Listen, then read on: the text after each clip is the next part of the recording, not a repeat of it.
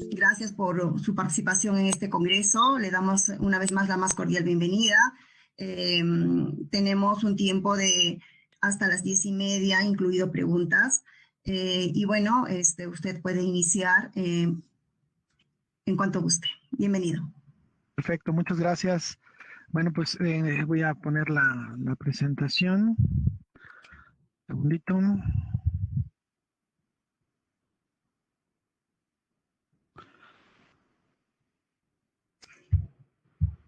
A ver, ¿me confirman si ya se ve o no? Sí, ya se ve. Ok, nada más se ve la presentación, ¿correcto? Sí, sí. Muy bien. Bueno, pues para moverla y probar, creo que todo está en orden. Sale y vale. Pues muchas gracias por la invitación a este Congreso Internacional del Desarrollo Científico y Tecnológico de Ingeniería Electrónica, Sistemas y Afines de la Universidad Nacional de Huancavelica, Perú. Para mí es un gusto, de verdad, un privilegio y les deseo muchísimo éxito en este tipo de eventos. Agradezco también a la doctora Litzelot Infante la invitación y a mi buen y estimado amigo Víctor, ¿no? También. Entonces, sin más preámbulo, vamos a empezar. El tema de la charla es la seguridad de los sistemas de la información, un enfoque integral y los retos de la nueva normalidad. Es común que se hable de seguridad de la información, pero muchas veces pues no sabemos qué tanto abarca la seguridad de la información, cuáles son los campos, ¿no? El objetivo de la charla es brindar un panorama general muy al estilo de Matrix, enseñarles las puertas para que ustedes sepan qué puerta les gusta y por qué puerta pueden caminar. No es una clase y tampoco voy a profundizar en tecnicismos en muchos detalles. Quiero dejar más bien abiertas las posibilidades para que ustedes puedan explorar todo aquello que les pueda llamar la atención, ¿no? Entonces, sin más preámbulo, el contenido de la charla será el siguiente: algunos conceptos básicos de la seguridad, de los análisis de riesgos, de las vulnerabilidades, los sistemas de gestión e implementación de controles para la seguridad de la información, el proceso de auditoría de seguridad, los mecanismos de defensa, tanto proactivos como reactivos, el diseño seguro, los aspectos legales y regulatorios de la seguridad y pues los retos actuales. Entonces, vamos a empezar con los conceptos básicos de la seguridad. Eh, pues la seguridad implica proteger, ¿no? ¿Y qué vamos a proteger? Integridad, disponibilidad y confidencialidad de algo. Y los presento aquí a manera de guiño para los que les gustaban los juegos ochenteros. Esta trifuerza de integridad, disponibilidad y confidencialidad. La integridad sería eh, asegurarse que la información sigue siendo la misma, que no ha sido modificada por ninguna fuente externa o interna, ¿no? De forma no deseada. La disponibilidad es si la necesito hoy, mañana o en 5 minutos estará ahí. No tendré el problema de que es que no está disponible, no la puedo ver, ¿no? Entonces, muy importante. La confidencialidad, hay veces que yo quiero que el mensaje no sea visto por todas las personas, sino solo por algunas. Entonces, esos 3 puntos son la clave del concepto de seguridad de la información. Puede haber más específicos en cada una de las disciplinas, sin embargo, estos 3 son los principales. Luego, el concepto básico es, pues para que haya seguridad tiene que haber algo que proteja y ese algo que protejo lo voy a denominar activo. Hago la analogía aquí con una barra de oro, ¿no? Es algo que es valioso para mí o para mi organización. Entonces, ese activo pues no tiene sentido si no está en riesgo hablar de seguridad. Si el activo no lo quiere nadie, pues puede estar en la calle y no pasa nada, ¿no? El problema es cuando alguien desea ese activo y entonces surge el concepto de riesgo. Y el riesgo no existe si no hay amenaza o probabilidad de materialización.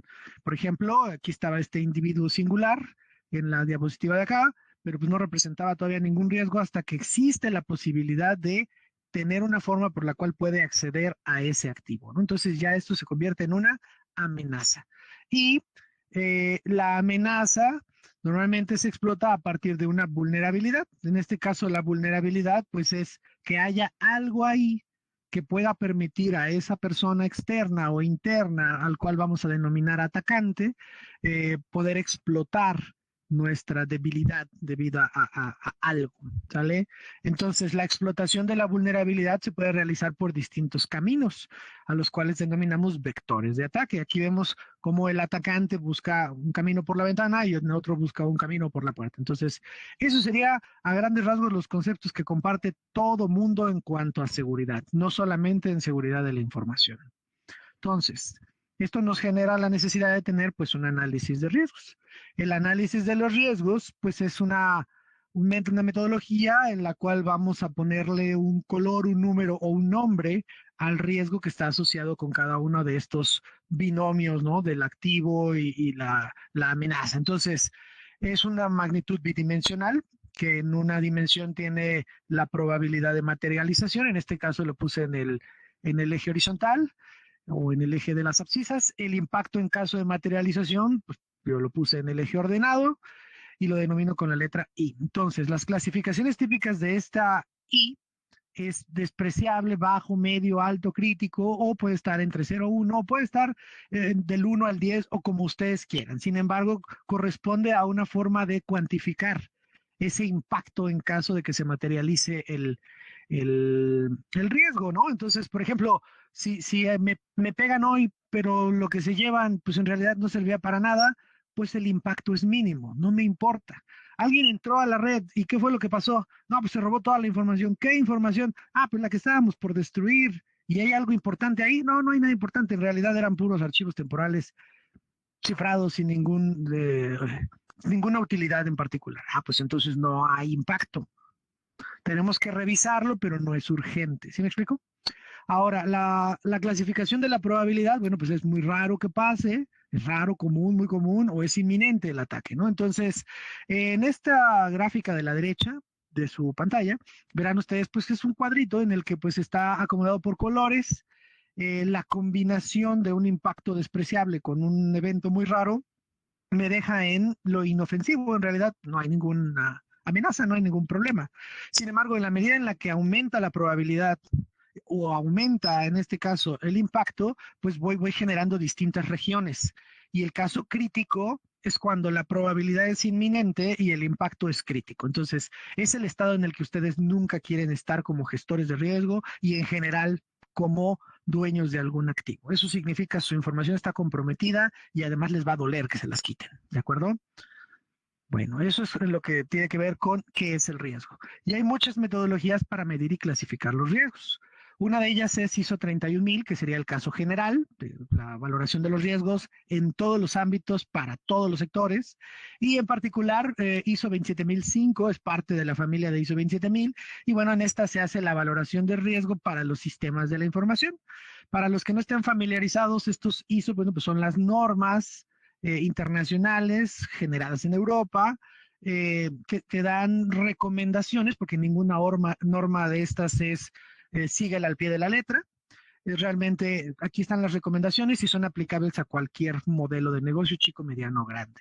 Entonces, ISO 27005, para los que están en este medio de la seguridad de la información, pues échenle un ojo, ¿no? Luego, Magritte fue creada por el gobierno español para proteger justamente y hacer la valoración de los riesgos en sus entidades gubernamentales, ¿no? También, si alguien está interesado, échenle un vistazo. Octave, bueno, pues es un acrónimo en inglés de evaluación de vulnerabilidades, activos y amenazas operacionalmente críticas. No confundir con GNU Octave, que es una versión libre de MATLAB. Entonces, bueno, el nombre pues es el mismo, pero en este contexto es para otra cosa y bueno, también es una metodología de análisis del riesgo. Bueno, las mejores prácticas es algo que está de moda ya desde hace un rato. Se buscan a seguir las mejores prácticas para todo, ¿no? Y bueno, en esto no nos escapa. Algunas de ellas es COVID, que bueno, está generado por la industria financiera principalmente. Su nombre es Objetivos de Control para las Tecnologías de la Información y Relacionadas. Y también está el CCMMI, Integración de los Modelos de Madurez de Capacidades. Estos modelos de madurez tratan de decir qué tan robusto es el diseño y el funcionamiento de algún sistema en particular, ¿no? O sea, si es muy joven, pues se asume que todavía tiene varias áreas de oportunidad que se pueden trabajar. Si ha alcanzado la madurez, pues es lo suficientemente robusto para pues aguantar varias situaciones, ¿no? Entonces hay que tener en cuenta que sin una adecuada clasificación de los riesgos, todos los esfuerzos de seguridad no van a servir para nada. Van a ser ineficientes y en el peor de los casos ineficaces. Recordando que, bueno, la eficacia es esa habilidad para conseguir el objetivo y la eficiencia es conseguir el objetivo con la menor cantidad de recursos. Entonces, ser ineficiente no es tan duro como ser ineficaz. Ser ineficaz es, ni siquiera pude conseguirlo, ¿no? Ser ineficiente es, bueno, lo conseguí, pero tuve que traer a todo el ejército para parar a un ladrón, ¿no? Hay que implementar medidas de seguridad, perdón, mejor dicho, el implementar medidas de seguridad sin clasificar el riesgo es como luchar con los ojos vendados. Y pues no sé ustedes, pero luchar con los ojos vendados solamente funciona en las pelis, o sea, en la realidad te vendas los ojos, te ponen una paliza, ¿no? Entonces hay que ser muy cuidadosos con ese sentido, porque en muchas de las ocasiones lo que se quiere es llegar a implantar sistemas de gestión, llegar y configurar ruteadores, firewalls y mil cosas, pero ni siquiera tienen en la cabeza cuál es el riesgo, ¿no? Entonces, un asesor de seguridad maduro y pues valga que lo diga, inteligente, lo primero que tiene que identificar es cuál es el problema, ¿no? Tiene que hacer una valoración bastante seria del riesgo para determinar entonces cuáles serán los mecanismos que se tienen que implementar. Y bueno, una valoración del riesgo pues implica una identificación de los activos. Entonces, el primer paso de la seguridad es la gestión de los riesgos. Bueno, entonces, otro punto que se trabaja mucho en esta cuestión de la seguridad es la cuestión de las vulnerabilidades. Y bueno, las vulnerabilidades son un tema muy taquillero, mucha gente lo apasiona esta idea de las vulnerabilidades, pero en realidad las vulnerabilidades no tienen mucho chiste. La vulnerabilidad es un punto débil que puede explotarse. Sí, debido a la incapacidad de resistencia ante la presencia de una amenaza. Entonces, no importa qué tan fuerte seas, si la vulnerabilidad es esa que a ti te daña, pues sales corriendo como el individuo de la capa roja de esta diapositiva, ¿no? Entonces, normalmente la relevancia de la vulnerabilidad está ligada al riesgo. Yo puedo tener una vulnerabilidad tremenda en una base de datos, pero si la base de datos no tiene nada, pues entonces no hay riesgo. Entonces, lo importante es considerar o enfocarse en esta cuestión de la vulnerabilidad. La vulnerabilidad es el resultado de un análisis de todos los puntos que podrían ser flacos, tanto en el desarrollo del software como en la gestión del software, como en el diseño de redes, etcétera, ¿no? Entonces, no hay que ver la vulnerabilidad como lo más importante. La vulnerabilidad es ya la materialización de un riesgo mediante algo que no se hizo bien. ¿Sale? Entonces, mucho cuidado con eso. La atención debe estar en el riesgo, en su probabilidad y en cómo mitigarlo, ¿no? Pero bueno, ahorita vamos para allá.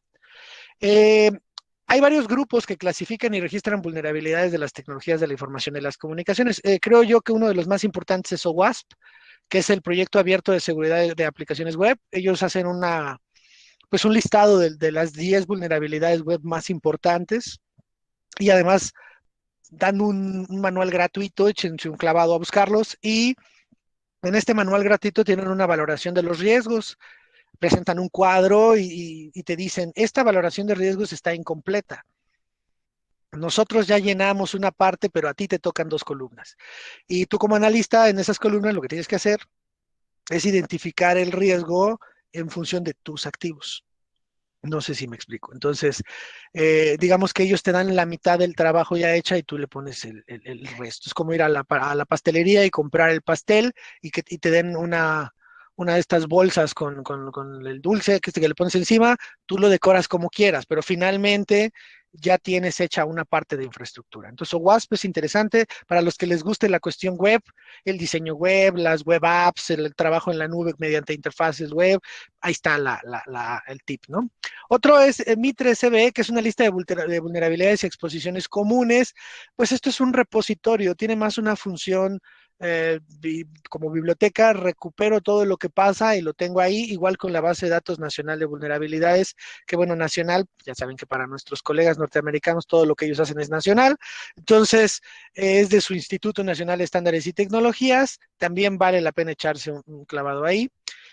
También está un proyecto interesante que les sugiero que revisen, el GmbH o el OpenBAS, que es un sistema de gestión de vulnerabilidades. Es un programa que puede ser normalmente por interfaz web, que pues tiene ya integrados varios mecanismos de detección conocidos como escáner para identificar si tu sistema u otro sistema tiene vulnerabilidades, ¿sale? Entonces, no es ciencia nuclear, en realidad es una colección pues, de script, ¿no? Que lo que hace es correr cosas para tratar de explotar una vulnerabilidad, y si la puede explotar, te dice la pude explotar, y si no te dice, pues no, no se puede. Entonces, como les dije, no se concentren en eso. Las vulnerabilidades son una parte de esta cuestión de la seguridad del software. Y bueno, tomando esta situación de WASP, porque yo creo yo que es importante, perdón, este, me pareció relevante mostrarles las 10 vulnerabilidades más importantes que se han mantenido desde 2017 para acá. Y bueno, son la inyección, la pérdida de autenticidad o autenticación, como le traducen ahora, y la gestión de las sesiones, la exposición de los datos sensibles, la entidad externa de XML, peligrosa, la pérdida de control de acceso, la configuración de seguridad incorrecta, la secuencia de comandos sitios cruzados, deserialización insegura, uso de componentes con vulnerabilidades conocidas y el registro y monitoreo insuficiente. Bueno, cada una de estas ha sido clasificada. Para mayores detalles, échenle un clavado ahí al WASP en función del impacto y la probabilidad de ocurrencia, algo que nos suena familiar, ¿no? Una gestión de riesgos. Entonces, en función de eso, se ha determinado cuáles son las más peligrosas. Bueno, la inyección es cuando yo puedo obtener más información de la que normalmente debería mediante la manipulación de los campos que hacen la interacción de consulta con las bases de datos normalmente relacionales, aunque puede ser con otras que no sean relacionales también, ¿no? Entonces, yo lo que utilizo es usar el intérprete que está ahí para meter información que no es, y entonces exprimir de la base de datos cosas que no debería. Y bueno, hay 3 tipos de inyección, que es la que es dentro de banda, la ciega o de inferencia, y la fuera de banda, ¿no? La dentro de banda es la más simple. Yo utilizo el famoso apóstrofe, ¿no? OR 1 igual a 1, y pues ya, entonces la consulta lógica o booleana que estaba haciendo la base de datos para filtrar, o bueno, mejor dicho, no la base de datos, sino el gestor intermedio hacia la base de datos para hacer las consultas, es engañado, y entonces yo le estoy concatenando un pedazo de condición que siempre será verdadera, y por la regla de OR, entonces con que uno sea verdadero, la respuesta es verdadera, y entonces puedo obtener toda la información que yo quiera, cuando en realidad no estaba autorizado para ellos, ¿no? Bueno, ya la ciega es un poquito más elaborada, porque lo que estoy haciendo es revisar qué está pasando tras bambalinas, como si estuviera usando una especie de sniffer, ¿no? En realidad tampoco es ciencia nuclear, y lo que estoy viendo es tratar de identificar en las cadenas de las cargas de esas tramas, o en este caso los segmentos de red que están comunicando, eh, identificar, ¿no? Patrones, y entonces puedo traerme la respuesta de qué era cada cosa, recuperar contraseñas y muchas cosas más, ¿no? Obviamente, qué tanto me voy a dedicar a explotar esa vulnerabilidad, pues está en función de qué tanto me interesa obtener ese activo, ¿no? Si nada más es para sacar el correo electrónico de la exnovia que ya no me quiere, pues tal vez no sea tan importante, pero si lo que quiero es sacar dinero de una institución importante, pues sí habrá gente y tal vez hasta un equipo de personas corriendo ataques en simultáneo, ¿no?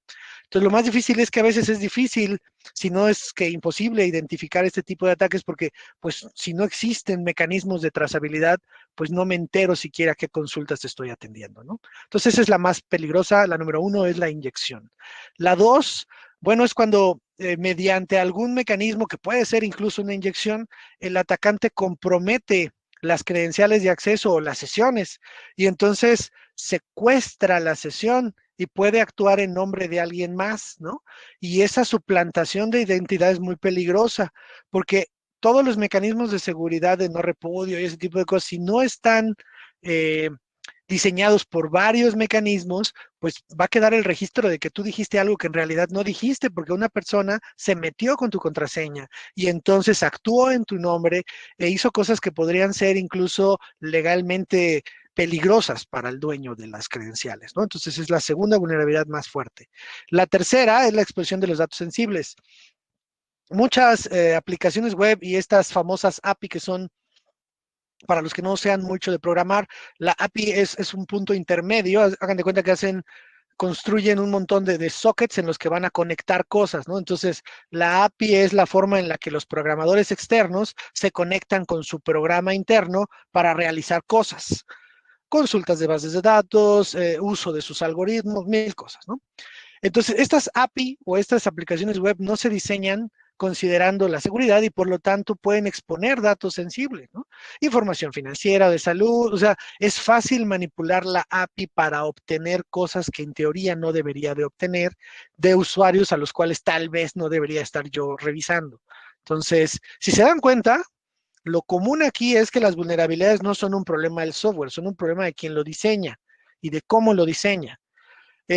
También existe, bueno, el problema este de XML, este es peligroso porque mediante la manipulación de estos archivos XML que también se utilizan para intercomunicarse, es posible explotar las expansiones, que es como generar bucles dentro de bucles en un lenguaje de programación estructurado. Hagan de cuenta que hacen whiles dentro de whiles infinitos y entonces llega un momento en el que el sistema operativo asigna memoria y memoria y memoria y memoria y memoria y memoria y ya no hay forma de atender otros procesos, lo que conlleva a un ataque de negación del servicio o DOS por siglas en inglés, ¿no?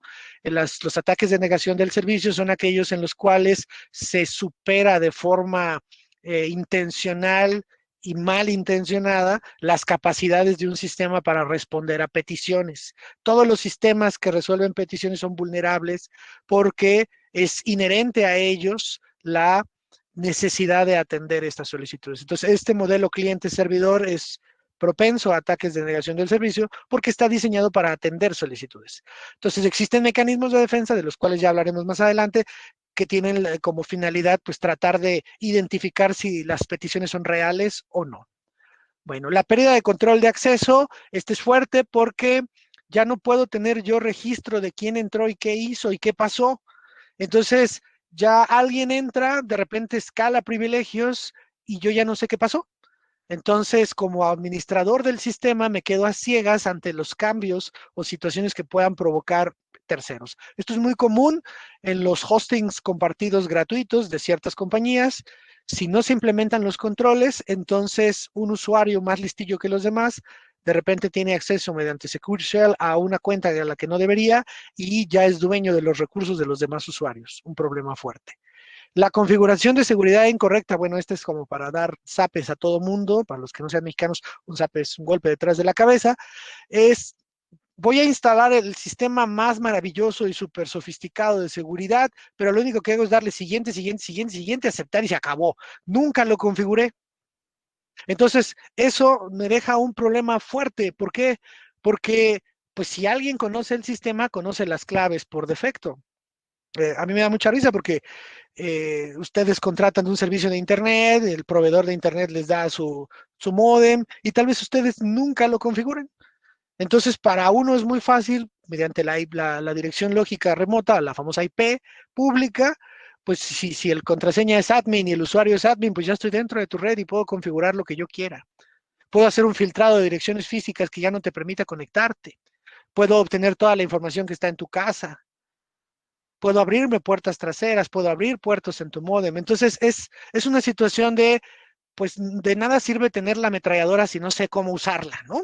De nada sirve tener un tanque de guerra si no sé por dónde se mete uno a él. Entonces, si yo elijo una tecnología o si alguien elige una tecnología, pues lo primero que hay que hacer es sentarse a entender cómo funciona esa tecnología. Si mi problema no es cómo funciona, sino qué pasa tras bambalinas, pues sentarme a estudiar cuáles son los principios básicos de operación de lo que trato de implementar. Entonces, es una de las vulnerabilidades más comunes. Todo el mundo quiere implementar seguridad en este ambiente de la modernidad de pues todo es úsese y tírese, ¿no? No puede ser. Los sistemas de seguridad se tienen que configurar. Bueno, las secuencias de comandos de sitios cruzados o los famosos scripts que se ejecutan donde no son es otro problema fuerte. De hecho, esto puede provocar ataques de phishing y otro tipo de cosas en las que se suplanta el sitio en otro lugar. ¿Por qué? Porque yo estoy permitiendo que programas que yo no conozco, que yo no revisé, se ejecuten en mi servidor. Entonces, eso es potencialmente pero muy peligroso. Y se preguntarán, ¿por qué si es tan peligroso está en el 7? Porque requiere más conocimiento de la persona que lo explota. Las vulnerabilidades previas, cualquier hijo de vecino echándose un clavado en internet, viendo unos videos en la universidad del YouTube, tiene suficiente información para hacer ataques, ¿no? Entonces, digamos que si te pegan de las 6 para arriba, hay que replantearse el camino, ¿no? Necesitamos fortalecer nuestros mecanismos de seguridad. Ya los golpes de A7 para abajo requiere a alguien más versado en lo que está haciendo para poderte atacar en realidad, ¿no? Entonces, este es en particular uno de los peligrosos. Perdón, creo que no le avancé, nada más le moví. Sale. El 8. Bueno, estos defectos ocurren en la deserialización cuando utilizan este recurso cada vez más común de serializar los datos que se envían. Yo no soy programador por formación principal, yo, como escucharon, soy ingeniero en electrónica, sin embargo, pues he utilizado estas cuestiones de serialización, sobre todo con Java, el famoso JSON, que es el JSON en realidad, ¿no? Y lo que hacen es pues una estructura de datos, la encapsulan en en una sola línea, en un solo streaming, y bueno, todos esos datos encapsulados, pues cada una de las posiciones, tal vez separadas por puntos y comas o lo que ustedes quieran, tiene un significado, ¿no? Entonces, si yo no soy cuidadoso con la serialización de los datos o tengo serializaciones binarias y cuando las estoy descomponiendo no soy cuidadoso, algo que yo no quiero podría entrar por ahí. Eso es a lo que se le denomina una deserialización insegura. Tal vez parte de la serialización trae algo que es ejecutable que permite levantar un servicio. Ahora, consideren que los ataques suelen ser combinados, ¿no? Yo puedo tener ya instalado un caballo de Troya y este tipo de serializaciones puede ser aquel boom que lo activa, ¿no? O sea, las posibilidades son muchísimas. El uso de componentes con vulnerabilidades conocidas es otro muy común. Aquí no es tanto que sea alguien muy ducho el que lo eche a andar, aquí más bien es una vulnerabilidad baja en el sentido de que pues la mayoría de las personas que instalan esto en teoría tienen idea, pero ¿cuántos de ustedes utilizan todavía una versión de Windows vieja? ¿Vale? Si ustedes utilizan una versión de Windows vieja y estamos hablando del 7 para abajo, todas las vulnerabilidades que ya no recibieron actualizaciones están ahí y son vulnerabilidades conocidas que alguien puede explotar. Perdón, si no me atoro. Entonces, sin combustible no funcionó. Entonces, esta cuestión de tener sistemas que están operando con vulnerabilidades conocidas es un riesgo enorme y es una gran vulnerabilidad. Entonces, ¿qué se recomienda? Pues mantener actualizados sus sistemas. Y las actualizaciones van más allá de cambiar el color del fondo. Las actualizaciones importantes son aquellas que están dirigidas a la cuestión de seguridad. Para los que les gusta el mundo del software libre, Linux, por ejemplo, hay una distribución que es Debian, que tradicionalmente Debian es una distribución orientada a la roca sólida, es implantar todo aquello que ha sido probado y que no falla en su ambiente de desarrollo. Por eso su modelo de liberación es por entregas. En Linux Debian ya ven que cada entrega tiene un nombre de un personaje de Toy Story, ¿no? Entonces hubo un Woody, hubo un Jesse, hubo un Buzz y etcétera, ¿no? Entonces cada vez que hay una liberación de Debian, se congela y ya no salen versiones nuevas en esa distribución. Sin embargo, sí se reciben parches de seguridad. Entonces, aunque Debian sea sólido como piedra, recibe actualizaciones de seguridad. Cuando se libera la siguiente versión con todos los programas que han sido actualizados y ya se probó que son estables, también siguen recibiendo actualizaciones de seguridad. Entonces, esta cuestión de las actualizaciones de seguridad es importante. Muy importante. Ahora, hay veces que las actualizaciones son las que rompen las cosas y ahorita vamos para allá. La última es el registro y monitoreo insuficiente. Al ratito van a tener una plática sobre análisis forense y les van a explicar ahí qué es y cómo funciona, pero a grandes rasgos es, de nada sirve tener un sistema súper sofisticado, de nada sirve ser el super hacker del universo como defensor de un sistema si yo no llevo un registro de lo que pasa. Yo no puedo saber qué hiciste si no sabía cómo estaba antes. Entonces, una buena práctica incluso en su vida es tener registros de lo que pasa.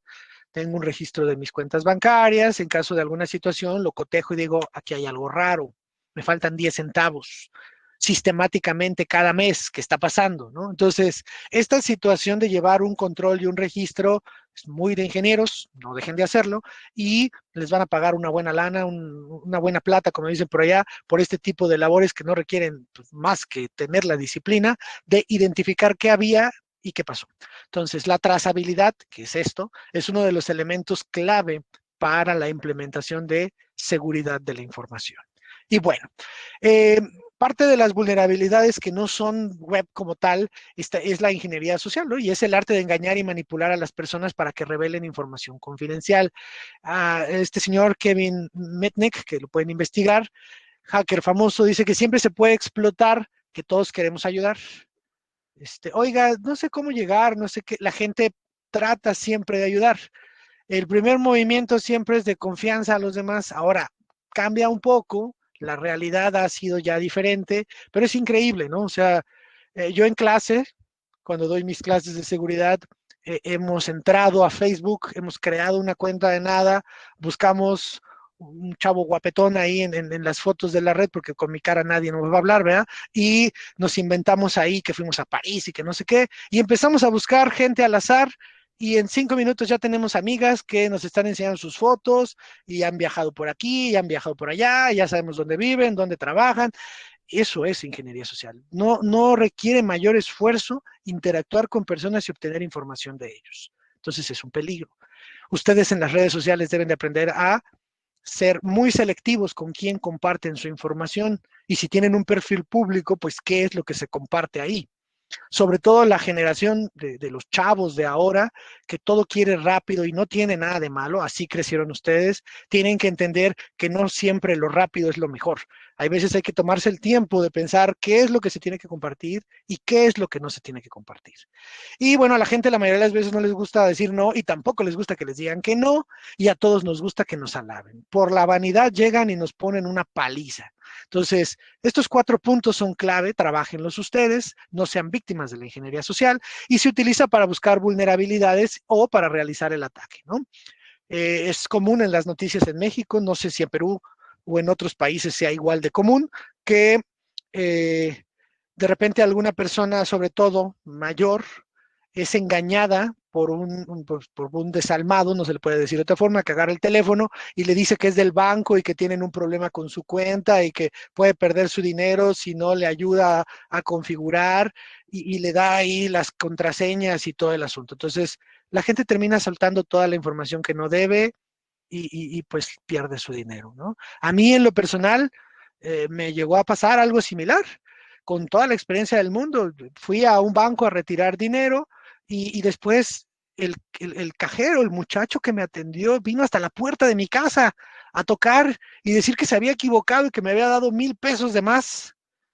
No, pues obviamente yo le dije, ¿y este qué, no? Entonces llamas al banco, reportas la situación y pues ya trabaja en otra cosa. O sea, no puede ser que la información de los clientes esté expuesta a cualquiera. Entonces, no tengo datos que lo sustenten y me aviento a decirlo como una posibilidad. Yo pienso, yo creo, porque así me lo hace ver la lógica, que en muchos de los casos de asalto en México por las personas que retiran fuertes cantidades de dinero, pues tienen ayuda interna, ¿no? O sea, el cajero sabe quién eres, cómo vas vestido, cuánto sacaste, pues le avisa a alguien. ¿Cómo se controla eso? Pues mediante controles de seguridad. No puede haber teléfonos celulares ni mecanismos de comunicación dentro de la oficina porque pones en riesgo a los clientes, ¿no? Entonces, bueno, eso es en general. Hay vulnerabilidades también en los sistemas operativos, ¿no? Todos los sistemas operativos presentan vulnerabilidades porque todos los sistemas operativos son programas y normalmente programas hechos por varias personas, no solo por una. Entonces, en este proceso de desarrollo colectivo de software se pasan cosas. Aunque tengan un departamento de calidad o que ahora le llaman testing, que pues no es más que pruebas, este departamento de calidad o de pruebas pues tiene que verificar ciertos patrones, pero no lo verifica todo. Muchos de ustedes son jóvenes y están en la generación del videojuego, ¿no? Y les ha tocado el famoso bug, ¿no? El famoso bicho del juego, que es una vulnerabilidad que pueden explotar para obtener beneficios y ventajas en su juego. Entonces, hay vulnerabilidades, sobre todo en los juegos en línea, que se castigan, pero hay otras como los juegos de consola para casa que pues no, ¿no? Y entonces pueden hacer que el Mega Man brinque más o lo que ustedes quieran, pero el punto es que están explotando una vulnerabilidad asociada a un software. El sistema operativo es un software y el asunto es que pues también puede ser susceptible a ataques, ¿no? Uno de los más comunes que ha tenido la triste historia de que incluso las revisiones y las actualizaciones que se mandan para resolver problemas generan más problemas, ¿no? Por ejemplo, Microsoft ha dañado, ¿no? Con sus parches sistemas en Windows. Y eso, bueno, pues eso es lamentable, verdaderamente. Ahí les dejo los números de las actualizaciones. Ustedes instalan la actualización con la esperanza de que resuelva problemas y terminan con la pantalla azul de la muerte.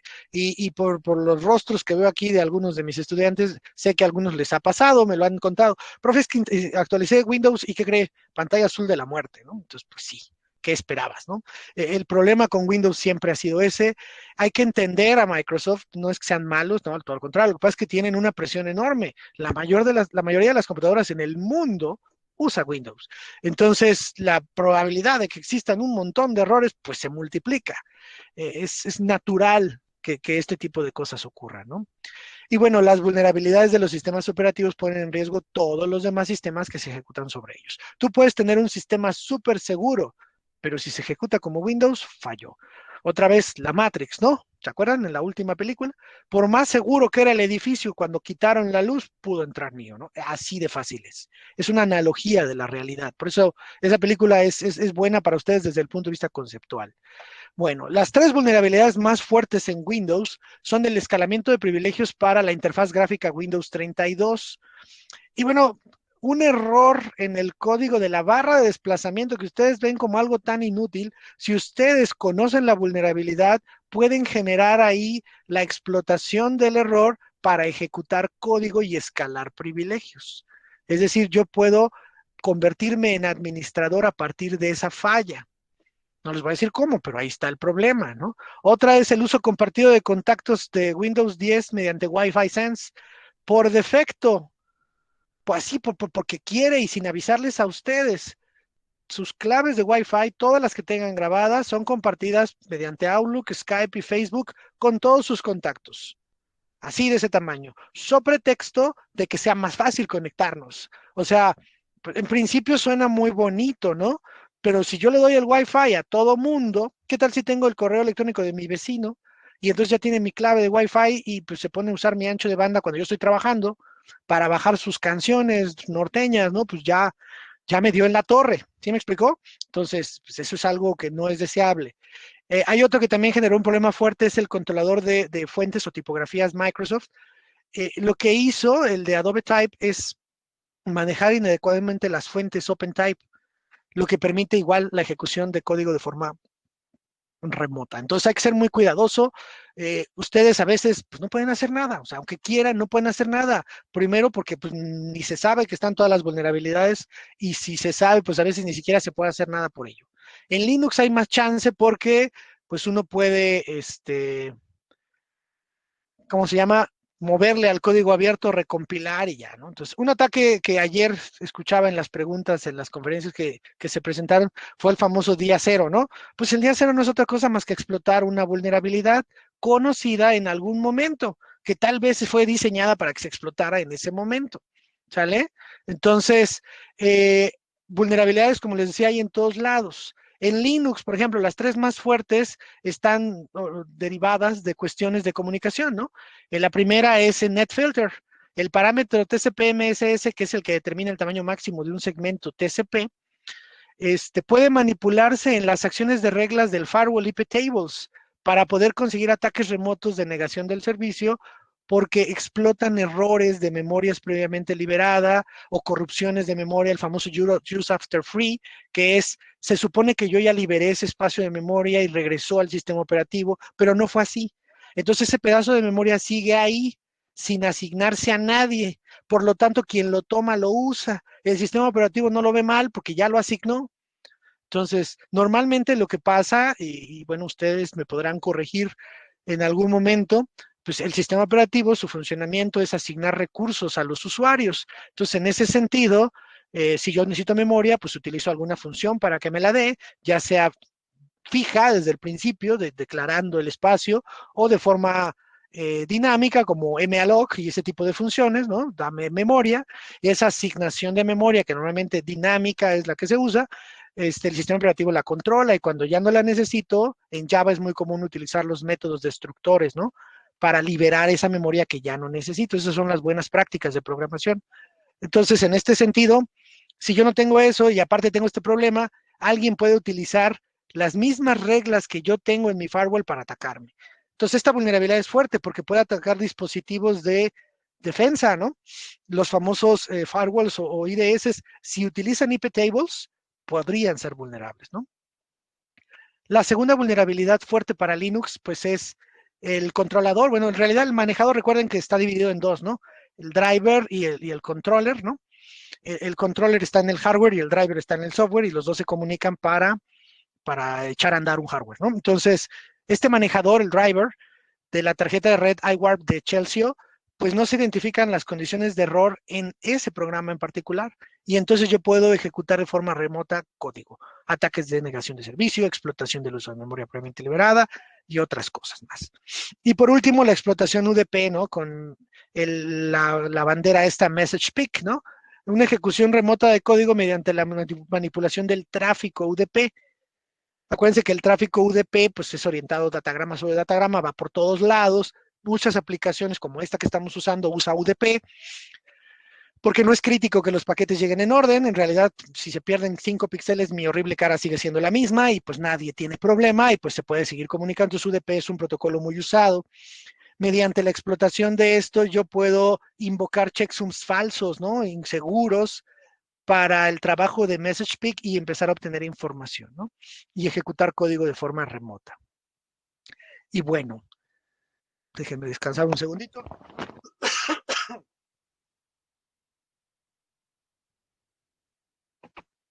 Gracias, ya con gasolina seguimos. Bueno, pues esos son los problemas. ¿Y cómo se resuelven? Bueno, pues existen sistemas de gestión y de implementación de controles para resolver problemas. Los controles, bueno, ahorita lo explico, más adelante lo digo, pero en general los sistemas de gestión son procedimientos definidos que me van a permitir a mí asegurar un sistema. ¿Sí? Ahora utilizan la palabra securizar, que pues es un anglicismo. Asegurar en español es más que suficiente, ¿eh? ISO 27000 es una de las más populares, es certificable solamente en 27001, todas las demás no son certificables, pero forman parte de la familia de la norma. Bueno, ISO 27001 lo que tiene son los requerimientos del sistema de gestión. ¿Qué debe de tener un sistema de gestión para garantizar la seguridad de la información? Y bueno, garantizar es un tema, una palabra dura, pero pues para mejorar la probabilidad de que su sistema sea seguro, ¿no? ISO 27001 es auditable y por lo tanto, una vez implementado, ustedes pueden pues verificar el cumplimiento de los controles que hayan hecho y los procesos que han definido, ¿no? ISO 27002 tiene buenas prácticas de seguridad, la lista de controles que se sugieren, 114 controles, más los, bueno, clasificados en varios dominios, así como varias recomendaciones para su implantación. ISO 27003 son las directrices, ¿no? ¿Qué debe seguir para poder implantarlo? ISO 27004, las medidas de seguridad de la información, qué medidas puedes llevar a cabo para fortalecer tus sistemas y para estar seguro. ISO 27005, de la cual hablamos hace rato, pues es la gestión de los riesgos de la seguridad. La 27006 son los requisitos de acreditación de las organizaciones que proporcionan la certificación. Entonces, si alguien quiere ser certificador de ISO 27000, tiene que seguir ISO 27006. Si cumple con eso, entonces te puede certificar a ti. ISO 27007 es la guía para hacer una auditoría del sistema de gestión de la seguridad, muy importante. En realidad la auditoría ustedes pueden no llevar a cabo y seguir pues el ISO 27007 y conseguirlo y no pasa nada, pero aquí tiene recomendaciones de qué medir, cómo medir, qué procedimiento seguir, qué tipo de controles llevar a la hora de verificar los cumplimientos, etcétera. ISO 27008 es la guía para auditar los controles seleccionados e implantar el sistema de gestión. Entonces, 27007, los procesos como tal, los audito. 27008, la implementación de controles se audita, ¿vale? Y bueno, ISO 27000 no es la única, hay muchas prácticas. Una interesante en la que varios alumnos basan sus trabajos finales es en ITIL. ITIL en realidad es un conjunto de metodologías de buenas prácticas recogidas por todos lados, por el gobierno británico es quien lo auspició, y pues la idea es traer lo que sirve de todos lados, lo que no sirve no me interesa, entonces recupero todo lo que sirve Esta metodología, pues como es del gobierno, es pública, no le pertenece a nadie en realidad y se puede usar por todo mundo. No hay un lineamiento específico para seguirla, uno puede implantar lo que le sirve y lo que no, no.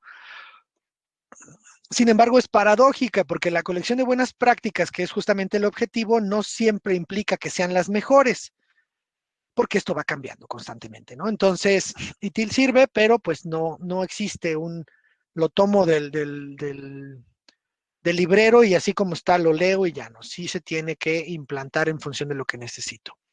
Y bueno, ITIL se divide en dos dominios, ¿no? El soporte de los servicios, que es ayuda, incidencias, problemas, configuración, cambios, entregas, la entrega de los servicios, niveles de servicio, gestión financiera, disponibilidad, capacidad. Y bueno, lo que busca son prácticas que sean medibles o mesurables, predictivas, o sea, que pueda yo tener idea de lo que va a pasar, consistentes, que no van a cambiar de un día para otro, pero adaptables a cualquier realidad. Y bueno, hay otros modelos, el común del COVID es muy común, se utiliza mucho en las instituciones financieras porque fue diseñado por ellos, ¿de acuerdo? Por las instituciones financieras. Y bueno, aquí lo que se busca es la integración de sistemas de modelos de madurez con CMMI, el modelo abierto de madurez de la gestión de la seguridad con OISM3, los objetivos de control para las tecnologías COVID, ¿no? Entonces, pues no voy a profundizar en todos porque no es el objetivo, la idea es que ustedes conozcan qué es lo que hay por ahí. Entonces, los mitos de los sistemas de gestión, ¿no? Para que no se enoje la chica de la imagen. Te llegan y te dicen, hay que aplicar procesos o controles al pie de la letra. ¿No es cierto? No es cierto. Yo tengo que definir los procesos que a mí me sirvan en función de mi valoración de riesgos y de mi negocio. Tienes que implantar los controles al pie de la letra. No es cierto. Tengo que ver qué controles hay y ver cómo se adaptan a mis necesidades. Un control es cualquier mecanismo que yo utilizo para resolver un problema, para mitigar un riesgo, para eliminar ese riesgo. Tienes que aplicar todos los controles de la ISO 27000. Tampoco es cierto. Una persona que llegue y me dice, vamos a implantar todos los controles, adiós y a buscar otro. ¿Por qué? Tienes que implantar solamente aquellos que de verdad necesite. Yo no tengo que modificar mi negocio para adaptarlo al sistema de gestión. Tengo que adaptar el sistema de gestión a mi negocio para que cumpla con mis objetivos de seguridad. Mi empresa vende chicles. Mi objetivo es sacar dinero de los chicles, pero necesito estar seguro porque tengo la fórmula mágica del chicle. Entonces, no tengo que cambiar mi negocio para cumplir con tu estándar. Tu estándar se tiene que adaptar a mis necesidades. Otro mito es, si no se certifica, no sirve. Claro que no. No se trata de ver quién es más bonito y tiene más medallas. El sistema de gestión tiene como objetivo eh, garantizar que todos los procesos que se llevan a cabo tienen en mente la seguridad. No que tenga yo ahí un montón de medallas colgadas que no sirvan para nada. Otro mito es que solo es para empresas grandes. Una empresa familiar tiene más problemas que una empresa grande en muchos sectores. Normalmente los problemas de las empresas grandes se deben a la información, cómo fluye, a las jefaturas intermedias que se sienten amenazadas por los subordinados, a que no se dice todo lo que se tiene que decir y la empresa opera caminando para distintos lugares. Con las empresas chicas el problema es diferente, el problema es, de repente una persona quiere hacer todo y los demás empiezan a entrar en conflicto, ¿no? O sea, cada empresa tiene problemas diferentes. Ustedes tienen que implantar sistemas de gestión y adaptarlos a las necesidades de esas empresas. La seguridad de la información va más allá de los fierros y de los bits. La seguridad de la información también es una cuestión humana. Y como vieron en las vulnerabilidades, prácticamente la mayoría de los problemas son humanos. Los sistemas de gestión son privados, no es cierto, no, eso no es para que estén guardados en una carpeta ahí archivados y que nadie los conozca. Los sistemas de gestión son para que se conozcan por toda la organización, para que nadie actúe haciendo lo que cree que es mejor, para que la gente actúe siguiendo los lineamientos establecidos, para que durante los procesos de auditoría se identifique si el proceso descrito es eficaz o no. Yo puedo tener un proceso maravilloso que nadie sigue, pues ese proceso no sirve para nada. Incumplimiento, tengo una no conformidad, ¿por qué? Porque no se aplica el sistema de gestión. ¿El control interno es suficiente? ¿Para qué auditamos? No, pues tampoco, otro mito. El control interno sirve para mejorar la implantación del sistema de gestión, pero es como estudiar para el examen. Sin embargo, la auditoría es el examen. Pues lo que saque, saque y ya. O sea, no me van a reprobar y me van a correr, pero necesito saber en realidad cómo estoy. El control interno y la auditoría, para que se entienda bien la diferencia, el control interno es cuando ustedes hacen sus autoevaluaciones antes de los exámenes. Pueden salir muy bien, pueden salir muy mal, pero pues lo único que va a pasar es que van a saber dónde están mal y van a estudiar más. En el examen ya no es así. Ustedes van, presentan el examen, si lo pasan bien y si no, reprueban y vuelven a hacer el curso. ¿Sí me explico? Entonces esa es la diferencia. La auditoría es el resultado real. A ver, aquí está. Y si te pones nervioso, estás triste, lo que sea, no importa. En la vida así es. Tienes que sobreponerte a todas las actitudes. La auditoría es eso, ese ejercicio en el que la empresa se somete a la inspección. Hay que tener, otro mito es tener un buen control mediante formularios o formatitis, ¿no? Es muy común que llegan a implantar un sistema de gestión y lo único que hacen es hacer formatos hasta para ir al sanitario. Eso no tiene sentido. Los procesos son tan complejos como uno mismo los defina. La necesidad de tener formularios para todo, perdón, es algo que uno mismo se impone. Entonces hay que ser cuidadosos en ese sentido. Esos son los grandes mitos de los sistemas de gestión. Perdón. Ahora, el proceso de auditoría, y ya vamos cerrando. Eh, pues cualquier auditoría, sin importar el sistema de gestión que se audite o el sistema que se audite, eh, tiene como finalidad verificar el cumplimiento de tres cosas. Así de fácil. Uno, que existan controles adecuados. Dos, que estos controles se implementen. Y tres, que los controles sean eficaces. Nada más. Eso es todo lo que hace un auditor. Puede pararse el cuello y asustarte, pero en realidad su chamba es eso. Ver que existan controles que se necesiten, asegurarse que los lleven a cabo como se deben de llevar a cabo y verificar que una vez que se implementan, hacen, o mejor dicho, cumplen su objetivo de diseño, ¿no? O sea, son eficaces. Eso es el trabajo del auditor. Y bueno, hay varios tipos de auditoría. En las auditorías de seguridad de la información hay dos fuertes, la que está basada en los riesgos y la de cumplimiento. La que está basada en los riesgos no es voy a ver qué tienes y voy a verificar que lo hagas, sino en la medida de tu campo de acción, yo sé cuáles son los riesgos, tú lo sabes. Lo que yo audito es qué tan preparado estás para afrontar las amenazas de tu campo. Entonces, ¿cuándo podría tener una auditoría basada en el riesgo?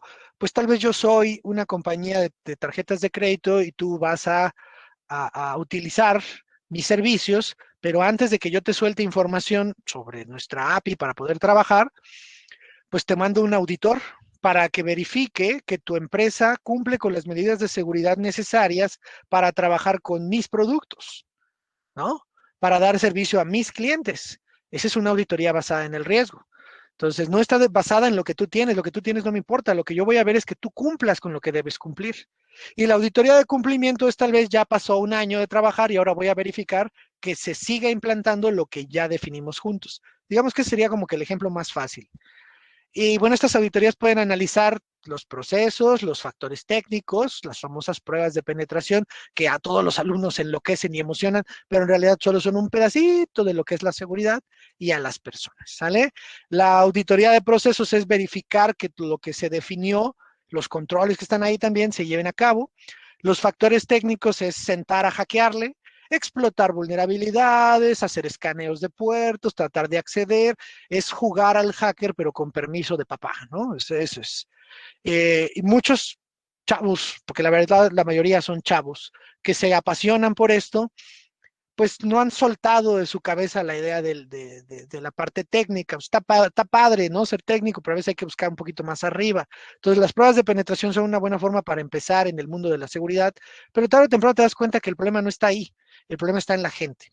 Tú puedes tener el mecanismo de contraseñas más sofisticado del universo y esta persona agarra la contraseña y la pone en un post-it en el monitor. Entonces, ¿de qué sirve, no? O la guarda en un Word, ¿no? Porque si no se le va a olvidar y el Word lo tiene ahí en el escritorio y tiene todos sus puertos abiertos, entonces pues no existe tal seguridad.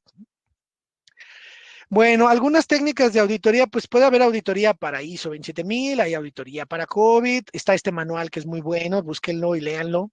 Es un manual de auditoría y de sistema de buenas prácticas en seguridad, los métodos para las pruebas de seguridad. OSSTMM en particular a mí me gusta mucho.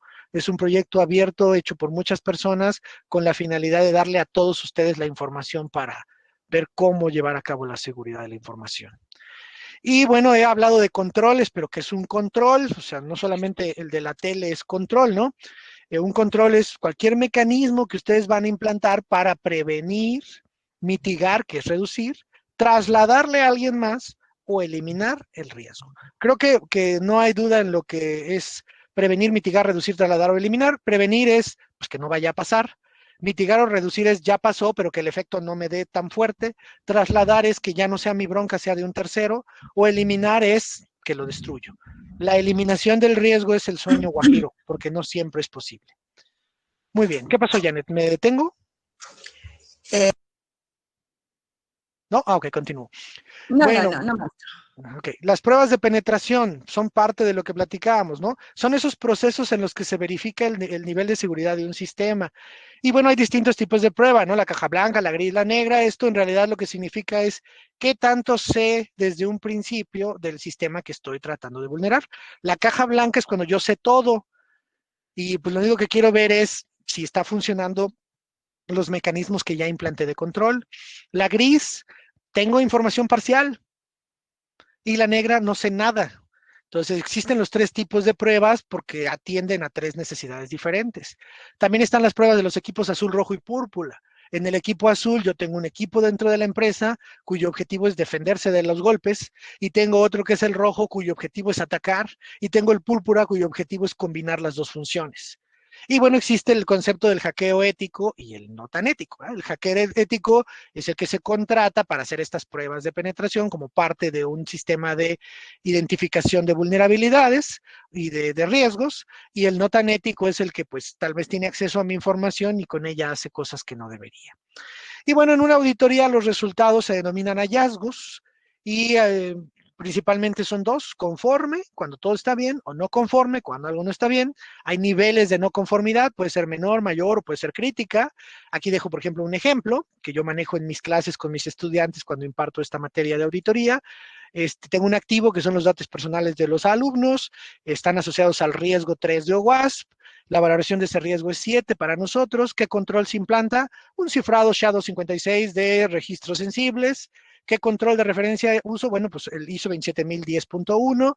El cumplimiento es conforme, la tabla de alumnos está cifrada. Entonces, este tipo de checklist, si ustedes lo quieren ver así de lista de cotejo, es lo que hace el auditor para verificar el cumplimiento de la seguridad. Bueno, entonces ya casi acabamos, ya los cansé, pero ya casi acabamos.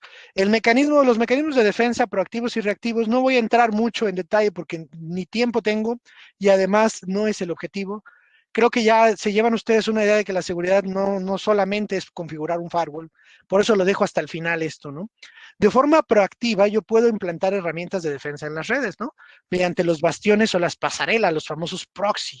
Es poner un lugar enfrente, acuérdense, el bastión era la torre más alta, que veíamos lo más lejos, y entonces el tráfico circula por un lugar y ese lugar puede tener mecanismos de seguridad para controlar cosas. ¿Qué tan profundo es el control? Pues depende de qué tan sofisticado sea el proxy.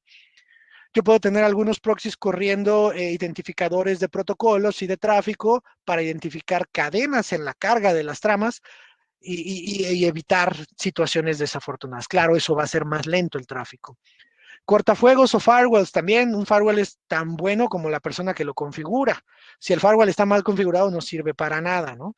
Entonces, los cortafuegos o firewalls son esos mecanismos que me permiten a mí filtrar el tráfico, pero normalmente el filtrado es por protocolo o por origen y destino. Aquí no hago un análisis de lo que va dentro, a diferencia del proxy, ¿no? En los sistemas de detección de intrusos es algo parecido al firewall, pero no es la misma cosa. En realidad es para propósitos más específicos. Las redes virtuales privadas que están de moda, bueno, pues esas están diseñadas para tener cifrado punto a punto y hacer una conexión de red sobre la nube, sobre la Internet. Recuerden que Internet se diseñó como algo no cifrado desde el principio, no hay seguridad, no es un diseño inherente a la Internet. Eso es algo que se implantó después. Hay herramientas para sistemas, los antivirus son como que la que todo el mundo conoce y son importantes. Los anti-malware son otros para prevenir el uso de los caballos de Troya. Hay que evitar el término troyano. El troyano fue la víctima de los griegos. El problema se llama caballo de Troya. Sale spyware, adware, etcétera. Entonces hay que tener cuidado con eso. Los mecanismos proactivos de defensa es donde todavía no reacciono al ataque, sino que trato de prevenirlo. Y bueno, tengo exploradores de vulnerabilidades, técnicas de cifrado y firmas digitales, directivas y políticas seguras de los sistemas operativos.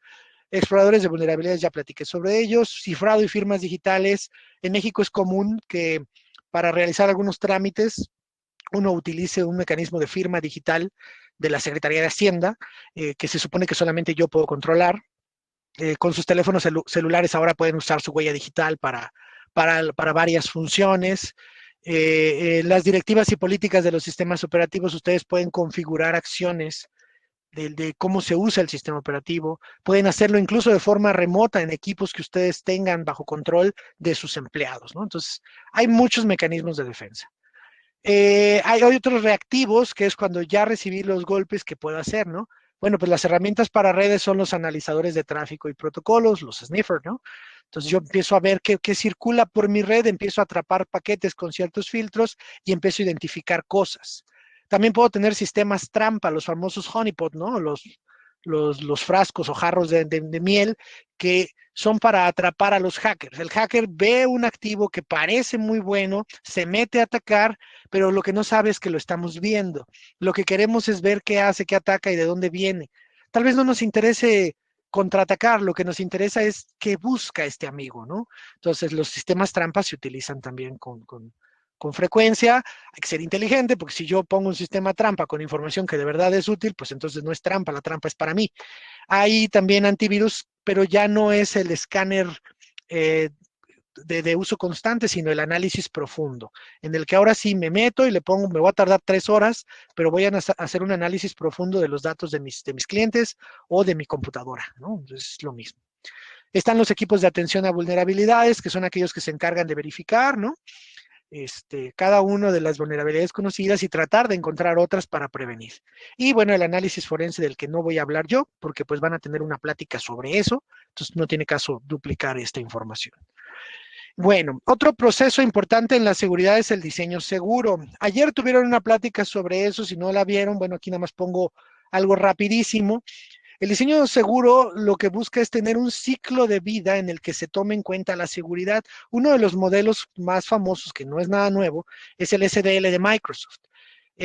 O WASP también tiene un proceso de diseño seguro de software que es el famoso CLASP, que son procesos comprensibles y ligeros para la seguridad de las aplicaciones.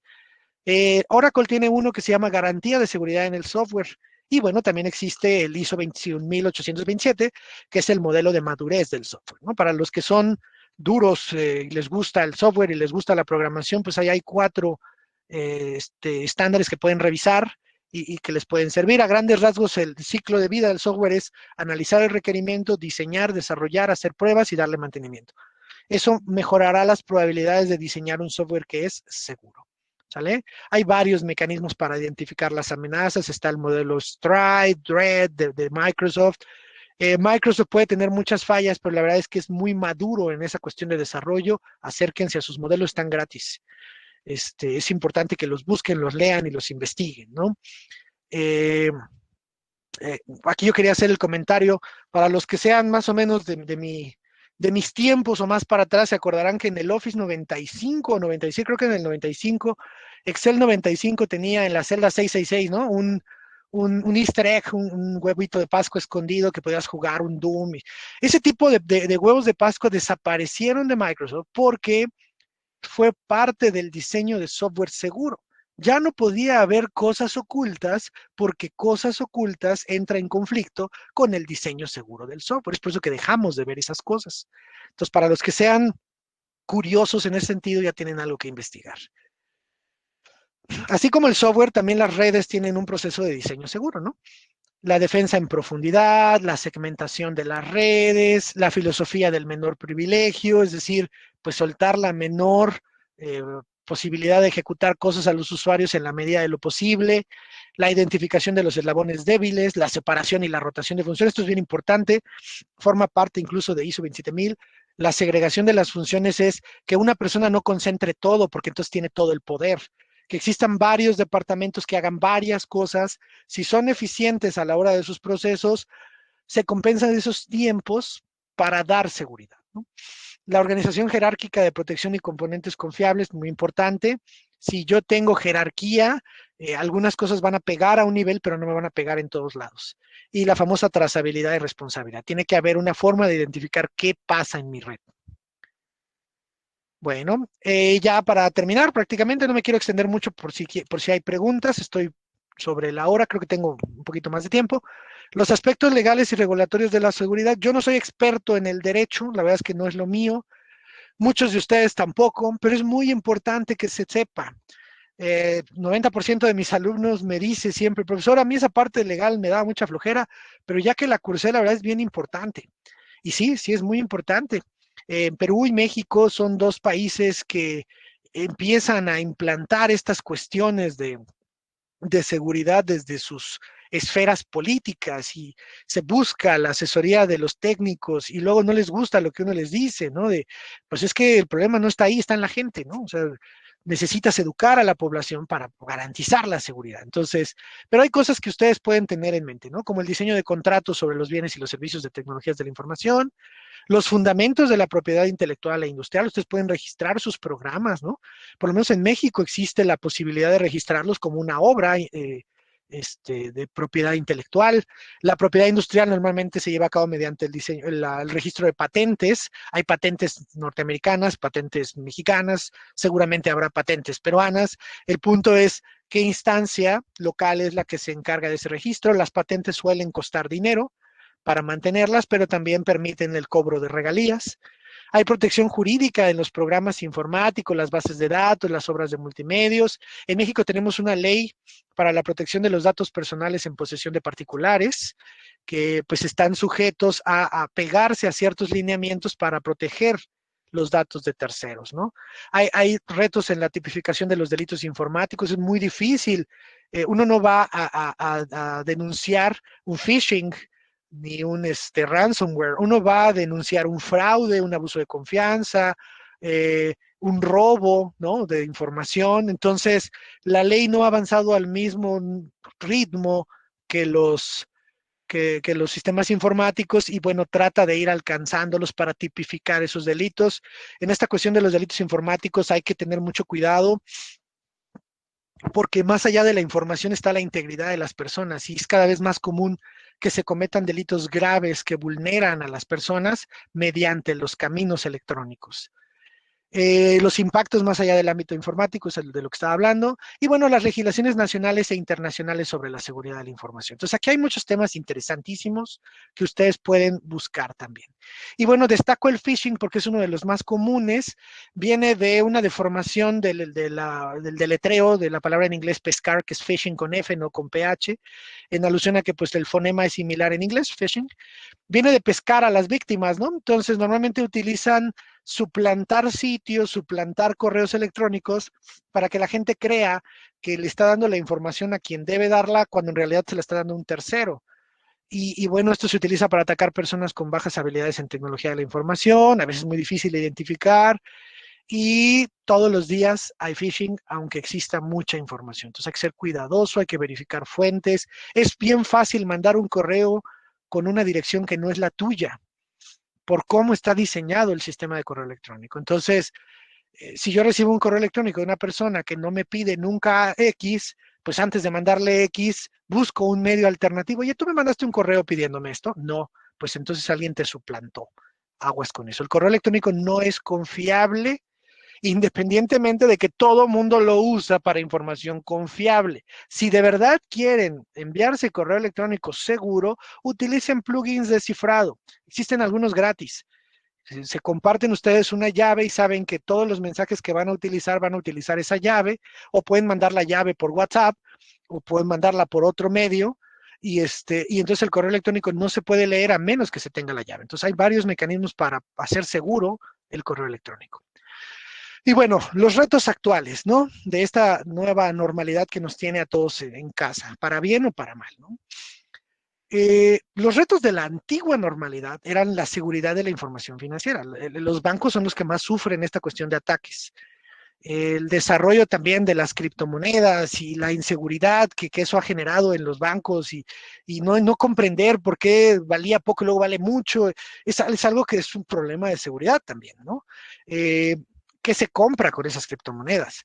Los ataques a las bases de datos de los bancos con la finalidad de prevenir su servicio o de robarse el dinero como tal. Hay muchos problemas de fraude interno, da vergüenza, pero es cierto. Es una cuestión de la humanidad, ¿no? Quién sabe por qué, pero el robo, ¿no? El robo hormiga es el más común en los fraudes financieros.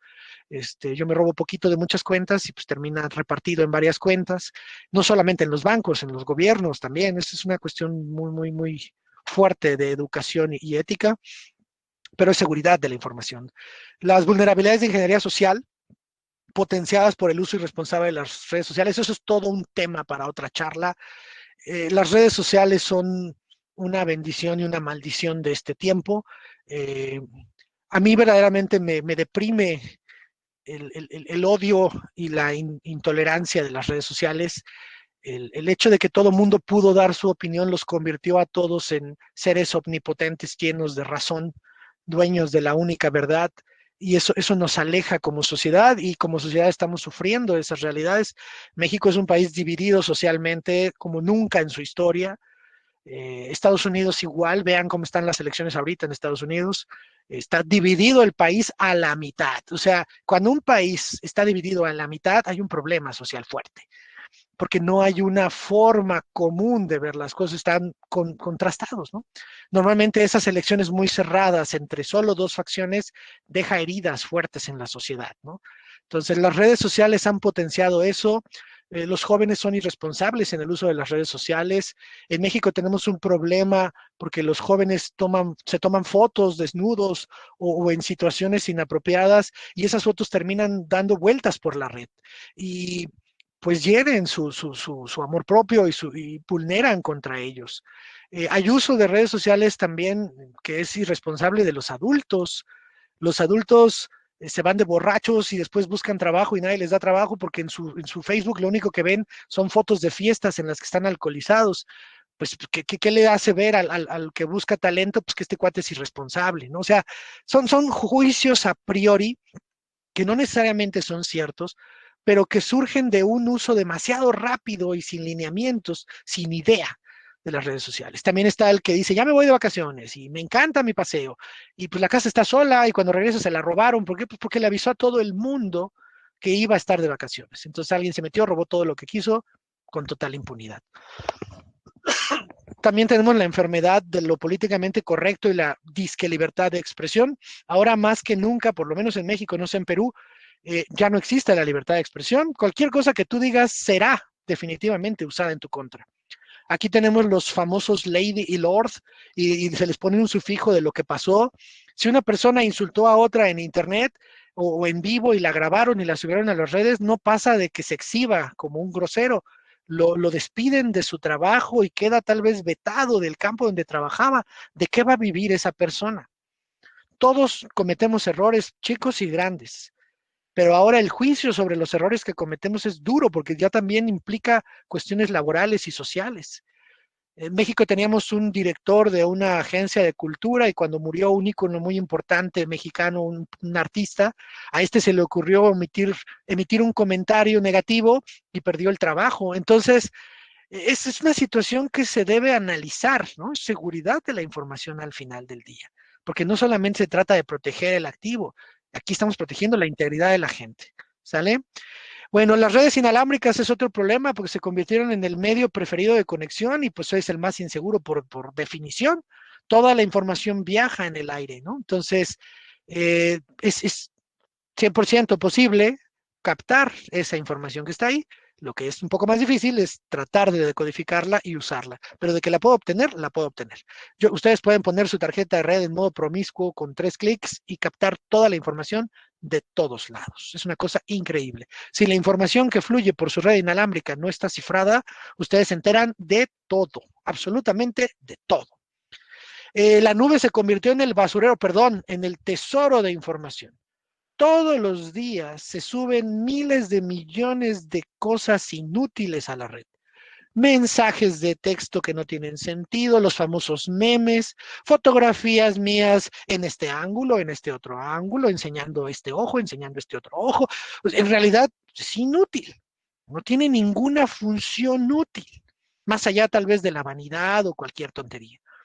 Sin embargo, todo ese tipo de información, que pues es basura, que se almacena en todas esas bolitas que ven ahí, pues termina siendo de utilidad para terceros que utilizan la información para conocer tus preferencias de navegación, de ropa, de cosas que usas, y entonces venderle la información a terceros, ¿no?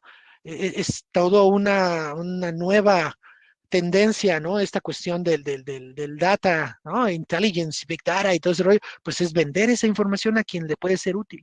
Y el otro son los ataques de ransomware, ¿no? Entonces, estos eran los retos de la antigua normalidad, las broncas que ya teníamos antes de la pandemia. El ransomware es cuando mediante cualquier forma de explotación de vulnerabilidad, yo te robo la información, te cobro un rescate, te secuestro tus datos. Tú tienes que pagar para recuperarlos, ¿no? Y bueno, ya para terminar estos 4 minutos que me quedan, en la nueva normalidad, bueno, ahora todos trabajamos desde casa, o si no todos, muchos. Y es una realidad que se impuso de un día para otro. Y muchas personas no estaban preparadas para eso.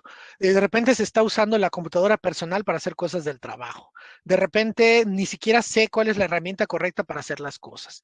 La red, si está por VPN, pues es un riesgo porque ahora la computadora débil de Juanito es la que va a infectar a toda la red de toda la corporación, porque es el eslabón más débil de la red. La enseñanza en línea desde un enfoque tradicional es un riesgo enorme, es un problema. Las clases ahora son sesiones espiritistas, ¿no? ¿Estás ahí? No te escucho. Si estás ahí, manifiéstate. O sea, es una situación increíble, ¿no? En la que el maestro sigue pensando en cómo dar su clase de forma tradicional, pero por medios remotos. No evolucionó con la tecnología y pues es normal. Y eso implica un montón de problemas de seguridad. Seguridad desde el punto de vista de los datos, como que el maestro no cierra la sesión y de repente se pone a ver sus cosas privadas y los alumnos ven lo que está haciendo. O se pone a hablar con su familia y, oye, sí, que no sé qué, que cuánto dinero vas a pagar, y los alumnos están escuchando. Es un problema de seguridad. El uso inadecuado de herramientas adecuadas y otras no tan adecuadas, ¿no? Utilizar herramientas para algo que no estaban diseñadas y obviamente sufrir por ello. El interés desinteresado por la seguridad. Hay una enfermedad ahorita de todo el tema de seguridad, pero en realidad a nadie le interesa la seguridad, le interesan otras cosas. Y pues los mismos retos que ya traíamos, más estos nuevos, y ya había mencionado el uso de los equipos personales y bueno, las carencias en cultura de la seguridad. La mayoría de las personas no tiene una cultura de la seguridad y por lo tanto, no importa qué tantos mecanismos implementes tú, siempre tendrás ese problema. Y bueno, por fin he terminado. Les agradezco mucho a todos por su atención y estoy a sus órdenes en caso de que exista alguna pregunta. Muchas gracias. Muchas gracias, maestro Salvador Pérez. Vamos a pedirle al maestro Carlos Almidón que conduzca la ronda de preguntas, por favor. Maestro Carlos. Por favor, adelante. Sí, maestra Janet. Las preguntas. Buenos Sí, días. Gracias. Hola, Carlos, ¿cómo has estado? Buenos días, ¿cómo Qué está? gusto verte otra vez. ¿Cómo estás? Dime. Salvador, primero agradecerte el apoyo aquí a la Facultad de Ingeniería Electrónica y Sistemas por tu brillante participación en este tema tan importante a nombre del señor decano. Muchísimas gracias por tu apoyo y por este tema de algo que estamos viviendo, ¿no? Algo que en realidad, como tú lo has mencionado, no estamos viendo la dimensión en la que estamos viviendo. Yo te quería hacer la siguiente consulta antes de empezar con las preguntas. Dime. Como Facultad de Ingeniería Electrónica y Sistemas, que vemos todo el tema de, no solo el tema de, vemos el tema de infraestructura física a nivel del tema de electrónica, y también vemos la infraestructura lógica a nivel de sistemas, a nivel de software. Somos una carrera que en realidad, somos una facultad que en realidad estamos imbuidos y con la obligación de trabajar y desarrollar no solo tecnología, sino nuevas metodologías y nuevo conocimiento para orientar a nuestra población. ¿Qué nos sugieres desde tu punto de vista y desde tu perspectiva y cómo ustedes lo están viendo allá en México? ¿Cuáles serían los primeros pasos para que nosotros pudiéramos ir en esta educación de esta nueva normalidad en los temas de seguridad? o ciberseguridad? Bueno, la seguridad se tiene que implantar en la médula de todo lo que hacemos. La seguridad no se tiene que ver como un punto aparte, tiene que integrarse en cada uno de los procesos que nosotros vamos a usar. Entonces, por ejemplo, si vamos a diseñar, no sé, circuitos electrónicos con transistores, ¿no? Uno podría decir, ¿y ahí dónde está la seguridad, no? Bueno, pues tenemos que pensar qué corrientes van a fluir por ahí, qué utilización va a tener, qué control de potencia se va a usar y qué aplicaciones le podríamos dar para resolver problemas generales, considerando desde el principio que tal vez el diseño sea vulnerable a este tipo de ataques. Tal vez el diseño no responda a las necesidades reales de esto. O sea, es buscar en el diseño de todas las cosas que se hacen, implantar un mecanismo seguro que permita que no se roben la información, que permita que el objetivo para el cual fue diseñado se cumpla. Y mira, para prueba un botón. Ahorita está de moda el Internet de las cosas, que es ponerle Internet pues, a la lavadora, ¿no? Con la finalidad de que yo desde el teléfono diga, ok, ya es momento de que laves, ¿no? Y cuando llegue a mi casa está lavado, ya nada más lo saco y lo meto a la secadora. ¿Qué pasa si el software con el que el hardware, que es un hardware sencillo, es un pues, microcontrolador, ¿no? Programado para hacer cosas muy específicas, es vulnerable? Pues entonces yo podría activar ciertas funciones, tal vez la lavadora no sea tan crítica, pero podría activar ciertas funciones de ese hardware de forma remota. No es una cuestión esotérica, es una realidad. Los sistemas más inseguros en la actualidad son las televisiones inteligentes. Las televisiones Smart TV, que de repente tuvieron posibilidad para hacer muchas cosas, han sido hackeadas. Las que tienen cámara han permitido habilitar la cámara sin que se vea y entonces estoy captando en tiempo real lo que está pasando en la sala de tu casa, ¿no? Entonces, la recomendación ahí es un diseño de hardware que no cuidó el aspecto de la seguridad. No se cuida la configuración inicial de los sistemas. No sé si eso responda a la pregunta. Correcto. ¿Qué metodologías o qué grupos de investigación y cómo ustedes se han desarrollado en este tema de ciberseguridad? Bueno, yo sé que tienes experiencia no solo en la universidad virtual, sino también en las universidades presenciales. ¿Nos podrías dar un poco tu know-how para nosotros poder ver y de pronto ver la posibilidad de ya invitarte a hacer un convenio a nivel de facultades, al menos, para poder trabajar juntos en algunos temas de investigación? Por favor. Para mí sería un honor. Todo el equipo que está aquí en UNIR, cultivamos 10 líneas de investigación muy parecidas a los temas que yo di, el proceso de auditoría, los procesos legales de delitos informáticos, de análisis de riesgos, la cuestión de cifrado, que es digamos que la más popular desde el punto de vista técnico, la cuestión de análisis forense. En realidad, tenemos expertos en cada una de las áreas. UNIR no ha apostado fuerte todavía en México por la investigación per se, porque tenemos más vinculación hacia la industria. Nuestro perfil de maestría ahorita es profesionalizante. Sin embargo, está en los planes trabajar eso. A mí no me resulta desconocido. Lo que yo he trabajado es la parte de la seguridad en las redes. Otros proyectos que he llevado es una cuestión también de sistemas de comunicaciones inalámbricas, inteligentes y adaptativos, usos de técnicas de espectro expandido. La codificación mínima del espectro expandido puede ser cifrada por naturaleza. La cadena pseudoaleatoria podría estar cifrada, ¿no? O sea, hay muchas cosas que se pueden hacer para implantar mecanismos de seguridad en todos los niveles de la infraestructura de la información. Y para nosotros sería un honor, la verdad, poder trabajar con ustedes, poder recibir alumnos de egresados de las licenciaturas de Huancavelica para que hagan los posgrados acá y hacer trabajo colaborativo. Ustedes se pueden comunicar y decir que estuvieron en esta conferencia y pedir una beca adicional con toda confianza. Yo ya hablé con la gente de publicidad para decir que pues sí vamos a tener este congreso y pues se les ofrece. Tenemos un proxy de la universidad en Perú, perú.unir.net, y bueno, el equipo de docentes de la universidad también se pone a sus órdenes para el desarrollo de este tipo de trabajos. Tenemos gente que tiene trayectoria de muchísimos años, muchísimos años. El coordinador de nuestra maestría, el maestro Francisco Javier Álvarez, ha sido director de varias instituciones gubernamentales desde hace más de 30 años. Entonces son 30 años de experiencia en los guamazos y eso ayuda mucho al perfil de los alumnos, tener la visión purista de investigador y tener la experiencia de la industria, ¿no? Entonces nosotros nos ponemos a sus órdenes y con todo gusto estaríamos aquí atendiendo solicitudes, mi querido Carlos. Muy bien, Salvador. Una pregunta, Carlos, buenos días. Sí, sí, por Adelante, favor. adelante.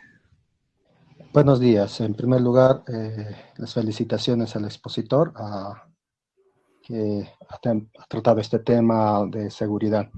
Le habla Boller González. Puntualmente, ¿qué opina usted, por ejemplo, dado que actualmente como paradigma está el tema del dinero electrónico y ahí se necesita bastante el tema de seguridad? El paradigma del blockchain como enfoque de seguridad, ¿cómo lo ve, lo avisora y su punto de vista? Muchísimas gracias. Sí, mira, no te puedo dar una opinión muy fuerte sobre el blockchain porque no es mi campo de expertise. Hay otras personas que lo trabajan más. Sin embargo, entender que esta cuestión del dinero virtual es diferente del dinero electrónico. La moneda virtual o la criptomoneda se basa justamente en esa confianza que hay del poseedor de la moneda, ¿no? Esos mecanismos de confianza que hay entre uno y otro y permiten darle valor a este tipo de transacciones. Y el dinero electrónico, como lo entienden los bancos, son las transacciones que yo hago a través de Internet que requieren protección. Entonces, ¿cómo lo veo yo? La cuestión de la criptomoneda va a tardar un rato. No hay aceptación de parte de la industria bancaria. Digamos que todo el sector entusiasta lo ve con buenos ojos, pero el sector financiero lo ve con renuencia. A los banqueros no les gusta que el valor esté fuera de su círculo de poder, ¿no? Entonces, hay mucha oportunidad en investigación sobre blockchain. Blockchain es un tema caliente. Yo los invito a los que les guste eso, échense un clavado. Las bases de datos de IEEE y ACM son los lugares donde buscar. Entonces, vean cómo está, hagan un estado del arte interesante y acá podemos tener gente que les pueda interesar también cultivar esa línea. No es mi línea, la verdad es que no es lo mío, pero lo que yo veo es eso. No sé si eso atienda a tu pregunta. Muchas gracias, gracias. Muy bien. Muy bien, no sé si hay alguna otra consulta, por favor, de toda la comunidad que está presente, por favor. Ingeniero, buenos días. Estimado Salvador, buenos días, presente con todos los presentes. Más que una pregunta, sería como una curiosidad, si bien es cierto, los ransomware son una manera de encriptar tus archivos para pagar un rescate, ¿verdad? Pero hace mucho tiempo creo que se había subido los exploits a Internet y de qué manera tal vez nosotros podemos prevenir para no ser víctimas de ciertos ataques hoy en día, ¿verdad? Ya que estamos demasiado tiempo en el ordenador. Bueno, los mecanismos de defensa para el usuario normal en realidad no son complicados. Es cuidar dónde ando y qué hago, ¿no? Con la red. Ahora ya existen certificados de seguridad de sitios web cifrados, los famosos HTTPS, ¿no? Que es un protocolo de navegación seguro. Si la navegación que yo hago es en sitios seguros, tengo menos probabilidades de tener problemas. Si yo mantengo actualizado mi antivirus, sea el que sea, mi antivirus y mantengo una política de uso responsable de mi equipo, la probabilidad de infección en realidad es baja, o por lo menos estará fuera de mi alcance resolverlo, ¿no? Si usas Windows, estás en riesgo. Es una realidad, suena feo, pero es cierto. O sea, cualquier sistema Windows, pues tiene las vulnerabilidades que tenga Windows. Nosotros no sabemos qué hay ahí atrás. En el código abierto con Linux, por ejemplo, tienes la ventaja de que pues sí sabes qué hay atrás. Ahora, 9 de cada 10 usuarios pues no saben porque no se ponen a revisar el código fuente, ¿no? Pero tú tienes esa posibilidad de saber. Digamos que hay muchos ojos en eso que ayudan a mantener segura la comunidad.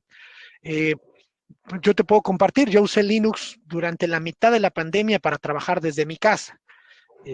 La computadora de mi casa pues es una computadora grande y pues me consumía muchísima electricidad y pues dije, no, ya basta, ¿no? Entonces fui por la del trabajo, que es mucho más chiquita, y esa usa Windows. Y bueno, pues tratas tú de endurecer, te aseguras de que el antivirus esté actualizado, utilizas la computadora del trabajo, para entrar a los sitios del trabajo, para hacer las cosas del trabajo, ¿no?